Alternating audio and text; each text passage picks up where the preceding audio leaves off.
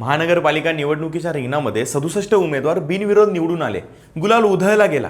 पण लोकशाहीचा खून झालाय असं म्हणत हे प्रकरण कोर्टात गेलं.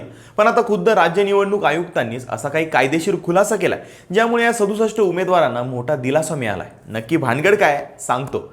राज्य निवडणूक आयुक्त दिनेश वाघमारे यांनी स्पष्ट केलंय की बिनविरोध निवडून येणं ही काही राजकीय तडजोड नाहीये, तर ती निवडणूक कायद्यातीलच एक महत्त्वाची तरतूद आहे. महानगरपालिका निवडणूक नियम 1959 मधील नियम 15 नुसार जर उमेदवारी अर्ज मागे घेण्याच्या शेवटच्या मुदतीनंतर निवडणूक रिंगणामध्ये फक्त एकच वैध उमेदवार उरला तर तिथे मतदान घेण्याची गरज उरत नाही. अशा वेळी निवडणूक निर्णय अधिकारी त्या उमेदवाराला बिनविरोध विजयी म्हणून घोषित करू शकतात.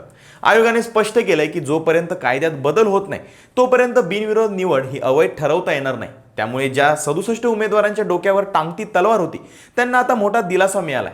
यंदाच्या नगर परिषद आणि महानगरपालिका निवडणुकांमध्ये ही बिनविरोधची खेळी जरा जास्तच रंगताना दिसली.